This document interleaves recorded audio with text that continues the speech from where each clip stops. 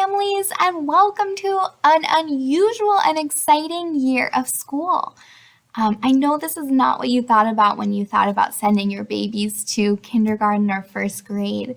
So I know that this is really different, and that's exciting. You can do these lessons on the run. You get to really go through kindergarten or first grade again yourselves. So I know it's different, but I think it's going to be great, and your student is going to love this platform. And then hopefully we can get back to normal next year. So I got to meet a lot of you on Friday, which was great. And I just want to kind of tell you about what's in your bag, what you can look forward to this week, and reassure you about those usernames and passwords. I know that's been a big issue this weekend.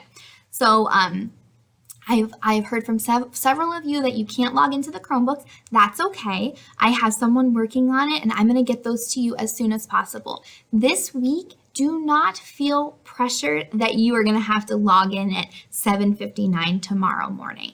I'm just going to email you videos just like this. That will be your students' assignments this week.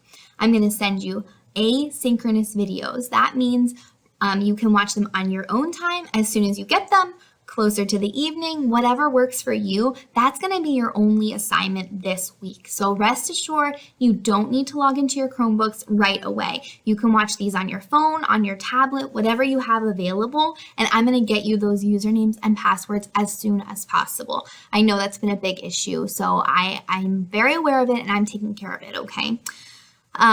If you didn't get to school on Friday to pick up these backpacks or pick up a Chromebook, I will put those in the office, and I'll let you know of a time that you can come pick that stuff up, or we can get those things for you, okay? So again, we're not going to need anything in the backpack quite yet, so it's okay if you didn't get to school on Friday. We will get those things in your hands. So I just said the word asynchronous, and that is something you're going to be hearing a lot and seeing on our schedule. So asynchronous means it's just a plain old video. You can click on it at any time and watch it. You can rewind it. You can pause it. It's just a typical video that we are used to. We're also going to be having synchronous meetings, like synchronized swimming. That means we're going to be doing it all together at the same time and be able to interact with each other. That will come next week whenever I have more survey results and I can help accommodate your schedules as well. That brings me to another point. If you haven't gotten a chance to fill out those surveys, please go ahead and do that so I can kind of work around your schedules and get you other times if none of those work. A few people did say that neither of the times I offered work, so if you could just privately message me and let me know kind of what your situation is and what would be a better time. I am planning to take attendance via those synchronous videos that we do every day. So your child needs to sign on. I need to see their face at one of those 2 times that I offer. I'm going to talk a little bit more about what those videos look like and what those meetings look like, but please plan that your student is going to attend one of those 2 meetings that I offer once a day. It doesn't matter if they're a kindergarten friend or a first grade friend. We can all meet on that meeting time, but they have to participate in one of those meetings. So this first week that we're participating in is just the videos. You're not doing anything live yet. I will give you some kind of assignment with the asynchronous video, and if you could just send me a picture of you completing that assignment to my email, that would be perfect, and that will be how I take attendance that day. So let's go ahead and look at the bag that you picked up on Friday or are going to get. If as I go through this, more things will come up and I'll answer those questions for us. So your student has our Bulldog bag.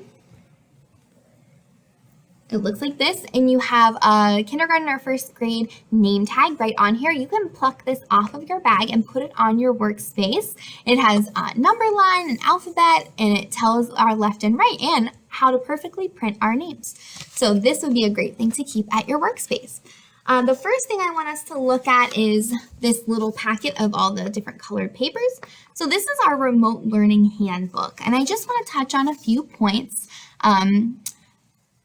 I do define synchronous and asynchronous. It's almost like a new language for us. So if you need a reminder of what they mean, they're right on top there. I do talk about our class meetings. So again, we're going to have the synchronous meeting 2 times a day. You only have to participate in one of those, and if you participate in the 9 o'clock one on Monday, that doesn't mean you always have to participate on the 9 o'clock one. If you're in a situation where you are at a dentist appointment or you have some other thing going on, then hop on at the 1 p.m. meeting. That's totally fine. You can be flexible with both of those. I just need to see your student's face at one of those 2 meetings. Now, these meetings are going to be fun, team building, community building activities, and give the kids a chance to interact with each other. So every day we're going to participate in a class meeting. You can do one of the 2 meetings. It's your choice. If you are in a pickle and you can't meet either of them, just send me a quick email and we'll chat in another way. But for the most part, you should plan to participate in one of those 2 meetings every single day.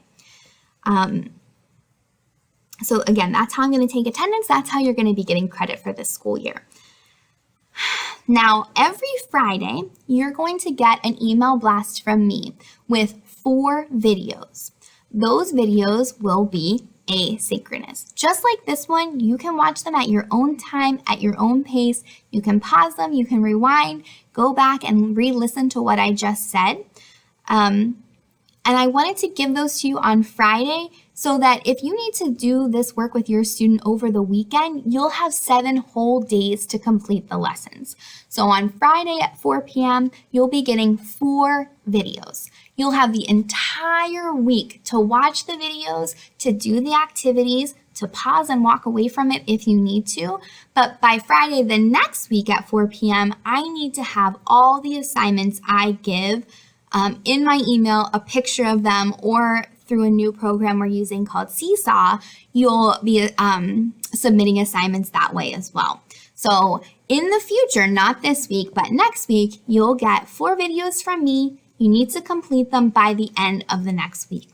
If you choose to do the first video on Monday, that's perfect. If you do all 4 of them on Sunday, that's up to you too. I really want to make this really flexible for your family. I know that not everyone is at home and can be doing 4 hours of work each day. That's all right. I want to work with you guys. So, all right. So those are our lessons. Each day I'm going to meet with 2 small groups, which will be a group of about 5 or 6 students. That time and date will not change. Every day at noon on Wednesday, you might be meeting with me for a small group where we focus on phonics, we focus on reading and sight words. We do things more one-on-one, and I can really get a gauge on what your student is really excelling at and what they need to be pushed on. So you're going to have 3 activities essentially to be working with me on the videos. Okay, so look forward to that. Also on Fridays, I'm going to save Fridays for assessments. I might send you a time to sign up for an assessment that your student and I can do one-on-one.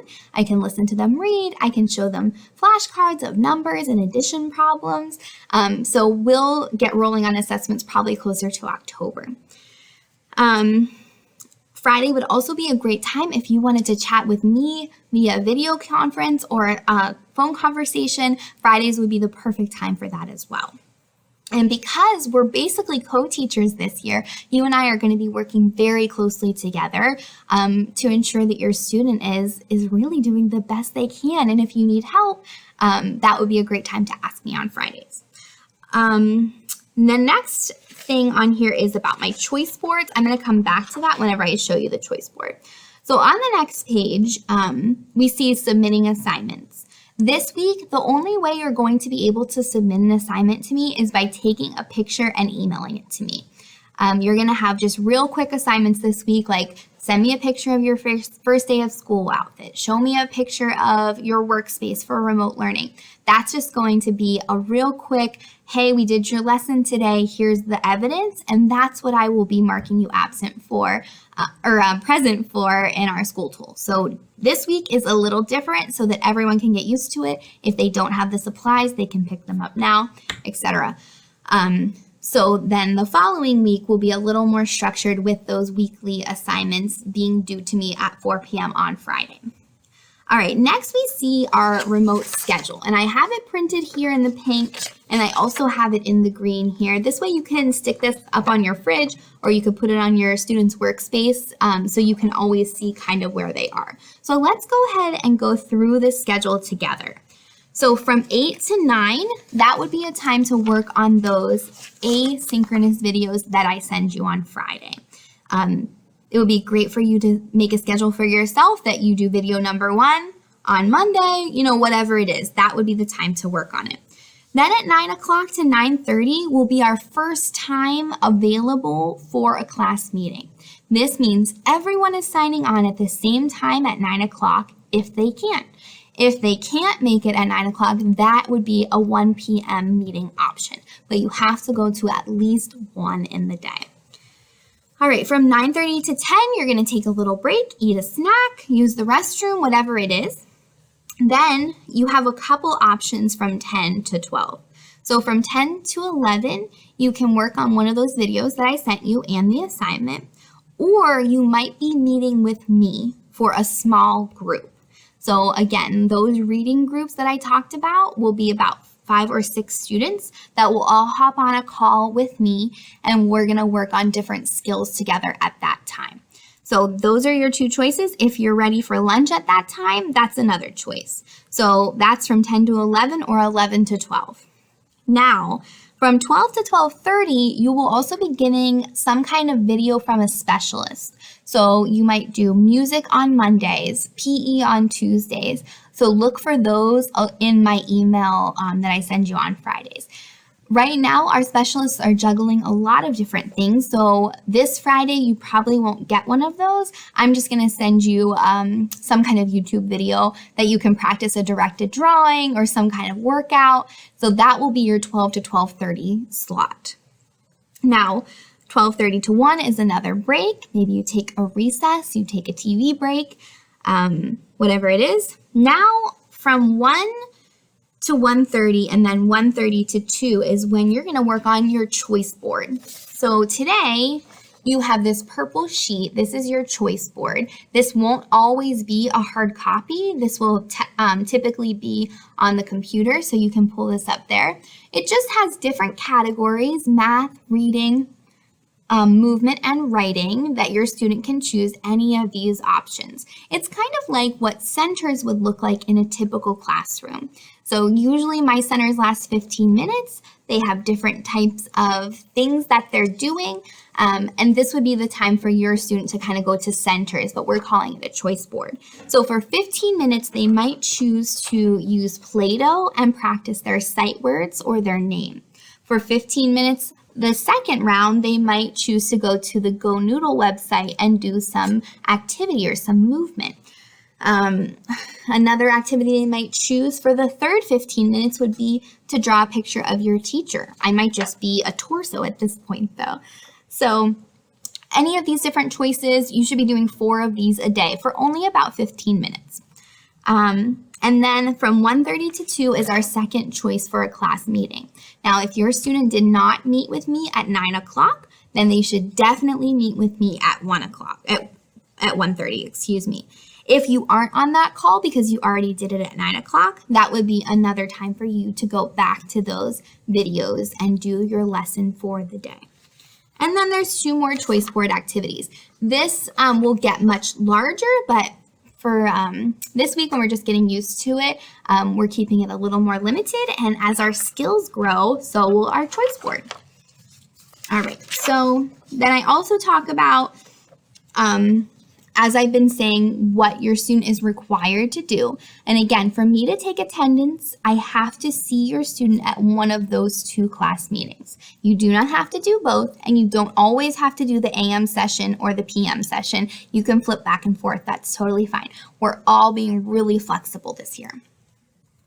4 assignments will be due to me at 4 p.m. on Friday. So I send you the lessons and videos on Friday. You have 7 whole days to do them. And then by Friday at 4 p.m., I should have 4 assignments, and you should have watched 4 videos at that point. And then you're also going to complete those choice board activities each day. The live meeting norm. So I've seen a lot of silly things on Facebook and the news about little accidents that might be happening on Zoom calls. So if possible, your student should be in a quiet, calm place when they're doing those calls. Not a lot of distractions. We're 5 and 6 years old, so everything is a distraction. So if we can limit those as best we can, that would be great. Your students should probably have headphones with a microphone. That would be really helpful. If you can't do that, that's okay, but it might help really focus them whenever we're doing those calls. We could limit background noise. We could limit siblings going back behind us. Whatever it is, we really need to zero in for those 30 minutes and really help our student focus. So try to be seated. Some of my friends last year were doing Zoom calls in the car. We really want to try to avoid that. We want them to be seated in the most structured way as possible. Please get there on time. You're going to stay the entire time until I end the call. We want to participate. We want everyone to be chiming in and participating and getting as authentic of a classroom experience as they can get. I know it's really hard, especially whenever we are kindergarten parents, to speak for our child. You know what they can do and you want them to be able to show it off, and sometimes they're a little shy. That doesn't mean that you should take over and that you should be sharing for them. Give them the time, and if they're not ready, we'll come back to them. That's okay. This is a really strange experience for 5 and 6 year olds, and we're just going to give them the time to warm up to it. Don't feel pressure if there's silence to take over for them. So our students should be mostly speaking for themselves. And if it continues to be an issue where they're shy or quiet, then you and I can have a conversation and we'll figure out how to break down that barrier a little bit. Okay, background noise should be minimal. So that's that. We saw our schedule. Now this is going to be one of the things that you use the most. I've given you this plastic shield and I put many different pages in here. This first one is the numbers tracing page. So you should also have an Expo marker in your bag. Some of you might have two. And you can write right on this. So one of my choices is to practice tracing my numbers. So I'm going to pull out my plastic sheet. I'm keeping my paper in there. It's behind the wall here. So I'm going to practice writing right on it. So you can see. I practiced, and then I'm going to write on my own the zeros. And when I'm done, I don't have an eraser right here. When I'm done, I'm just going to wipe it off. And now I can use this worksheet again.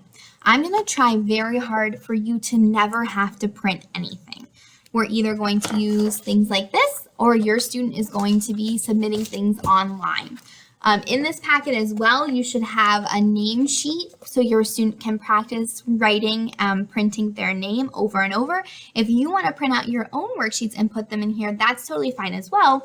And if we're in a situation where we're writing, we're filling something in, we just need a blank sheet, the back of a paper works perfectly with this sheet, and boom, it's a whiteboard right for you.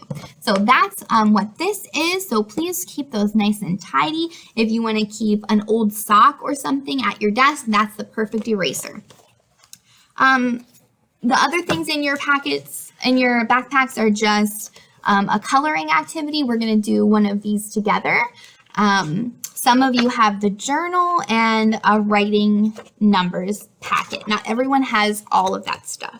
Then you also have our new reading series, the Writer's Notebook, Know It, Show It, and My Book. So you should, both kindergarten and first grade friends should have 3 of those. And some of my friends didn't get all of those on Friday, so I will follow up with you. We're going to use these a lot, and you're just going to take a picture and send that to me as an assignment via Seesaw.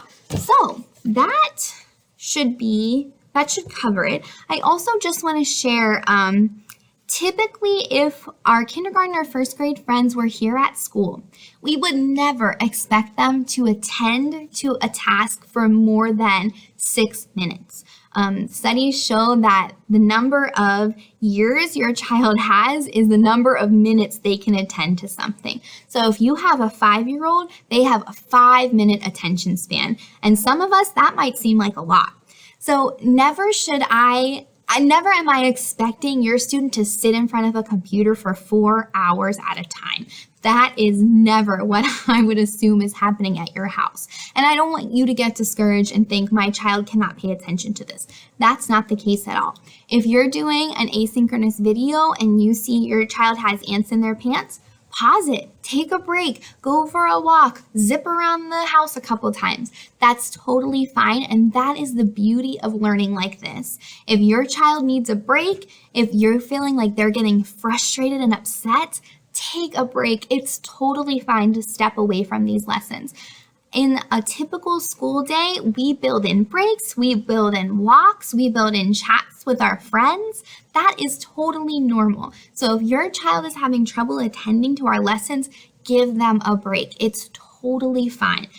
And as we're going, I have 30 minutes blocked out for these meetings. I am in no way expecting your child to sit for 30 whole minutes. I understand that that is not a typical day for your 5 or 6-year-old. So please just be really flexible. You and I can be talking all the time about what's working for your family, what's not working for your family. We're all still adapting to this new way of learning, this new way of life. And I'm totally open to your concerns, your questions, whatever it is. We're in this together, and I really mean that.